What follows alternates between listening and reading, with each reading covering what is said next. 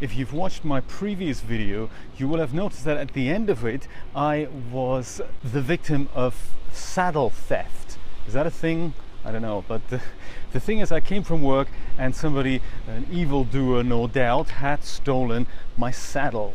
So you can argue, okay, it's a quick release, so it's kind of you begging thieves to take it. And you can also argue, hey, it's not the first time this has happened.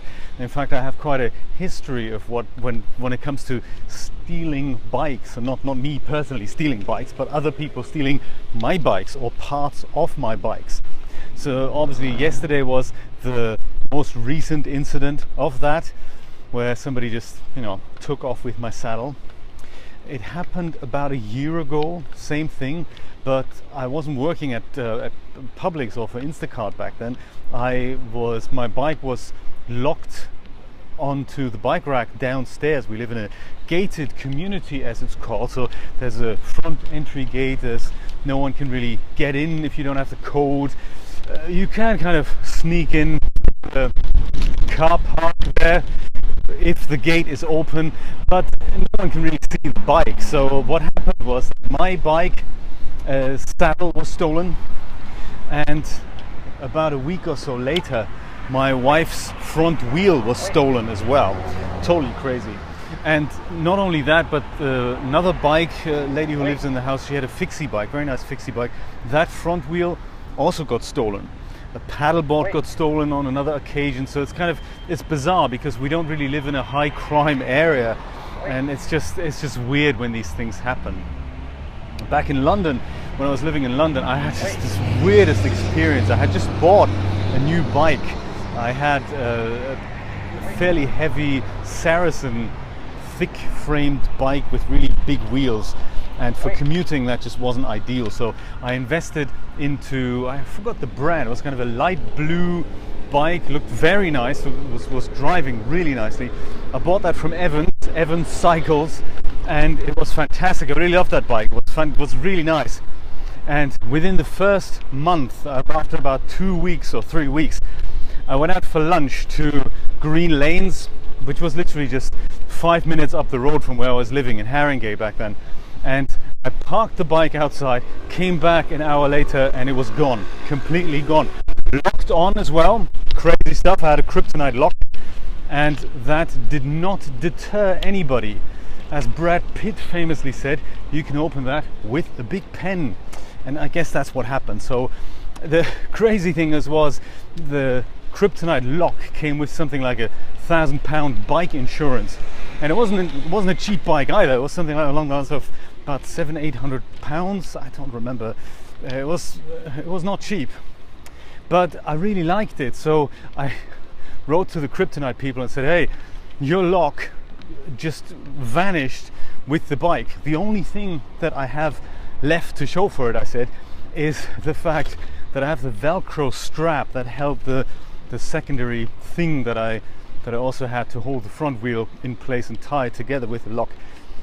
So I sent that to them and said, that's the only evidence, because the idea is, if you have a kryptonite lock and you want to claim on that insurance, then you have to send them the lock, presumably because they then say, okay, somebody with really, really big bolt cutters cut this thing open and hopefully destroyed the bolt cutters in the process. That's kind of the idea. But there was no evidence of the bike or of the lock left. So I sent them that Velcro clip, and of course I didn't make good on the insurance. No insurance ever makes good on anything you claim, by the way, because the insurances basically work in the fashion that you give them money. Yes, the end. That's it. That you give them money, full stop. That's where the deal ends. You don't ever get anything in return. That's how insurances work. It's a great business. I mean, if I were to tell you, hey, I've got this great new business, you give me money and you get nothing in return, would you sign up? No, of course not. You wouldn't. But if I tell you I can give you an idea that lets you sleep easy at night, some kind of fantasy, you do it. You'd sign up in a heartbeat. It's crazy.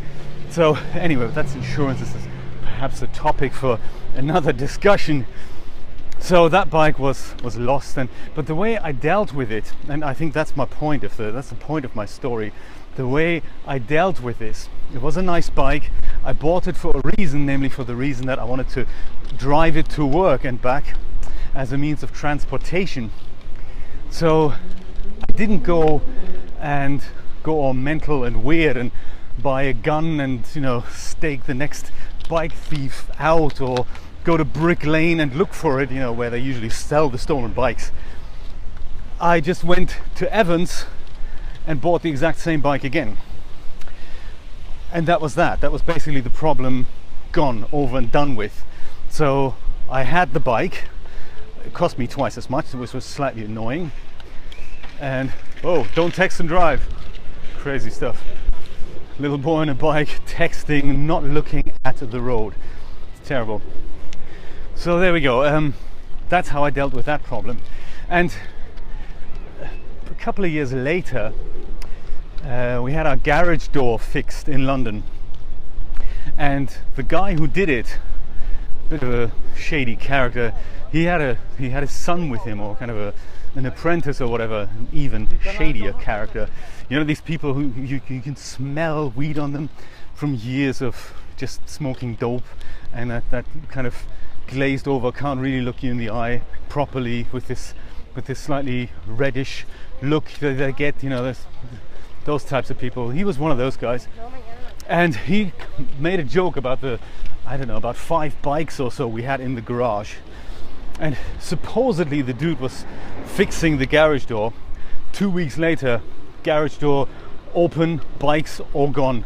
Literally all 5 of them in one night. My wife had 2, I had 3. I don't actually know what the third one was. I can't remember. It was an old one from my wife's garage back when we had a house in Birmingham. It's crazy. That's Birmingham, UK, not Birmingham, Alabama, by the way. So that happened as well. And in a weird kind of way, that did us a favor, because it was a few months before we left for the US. And of course, bringing bikes on a plane, that was one of those things. It was more expensive to do that than to just go and buy new bikes in the new country, you know. So that's kind of a write-off. It's a weird way of, I guess, my point of the story is that we all have a choice of how we deal with these matters. So you can choose to go depressive, mental, really angry, and just keep screaming and shouting at people. You can try and do something about it. Oh, isn't there an extra lock I can do? Maybe I should change my quick release saddle thing to a regular clamp. Maybe even get one of those special keys to this. There's only one in existence, so that only I can adjust the saddle. All those types of things. You can set up a trap and then get something like a night vision setup and see if you can stake the guy out. You can get a GPS tracker and put it on your saddle just in case this thing ever happens again. Like I said, you can go to the police, file an insurance claim. You can do so many things. You have a choice of doing so many things. And I just chose this morning to go down to Alex, my local bike shop, Miami Beach Bicycle Center, and just get a new seat post. I still had a saddle, which was very nice, so I'm using that. It's my wife's old bike saddle, by the way. It's not the most comfortable one, but you know, it's better than nothing, better than no saddle. So I'm using that, and the whole thing cost me about $40. And that's that, you know, I'm back on my bike. And I guess the reason why I'm telling you this is that although it is annoying to have stuff stolen from, you know, obviously I don't condone this behavior, there's also no real way of changing that. I mean, no matter what penalty you introduce, if you extend the death penalty that we have here in Florida to bike thieves, it's not exactly going to deter them as such. They would just keep doing it, you know. There's really no way of stopping this. And sure, somebody could run for Congress and make all that happen, but really the most energy efficient way is in our brains, and change the attitude rather than this is wrong, this must be righted, and just go and say, you know what, this is just the cost of running a bike if you're living in a city, no matter which city, no matter which country. It is really, there's really no other way to deal with this. If you want to use your bike 5-6 days a week and you do leave it in public places, you do risk of them being stolen, fully or in part. I mean, it's the same with cars, really, isn't it? From what my friend Jerry tells me, his outside mirror when he had a BMW was stolen basically regularly in this one spot that he was parking at, also close to green lanes, interestingly. So it's a bizarre thing that these people, they steal to order. So somebody says, hey, my outside mirror is broken, I need a new one, and then, you know, Shady Joe goes around and scouts the neighborhood and breaks one off for you. That's just how it works, you know. And yeah, that's terrible. He claims this on the insurance, his insurance premiums go up, and, you know, Shady Joe gets 20 bucks, 20 quid even. So there we go. That's just, you know, the only way to deal with this is literally to change our own mental attitude towards it and say, you know, that's just the hidden cost of running and operating vehicles like that in cities. In rural neighborhoods this may be very different, but in the city that's just what we're going to have to put up with. And look at that, I'm back on my bike and I've got another video for you. So that's my story for you for today. Thank you so much for watching. I will see you next time. Don't forget to check out my other channel, which is close to 4,000 subscribers already. Very cool. But I don't do any bike stuff there. I do more like technical stuff. If you're interested in that, head over to the WP Guru. I will see you next time. Bye bye.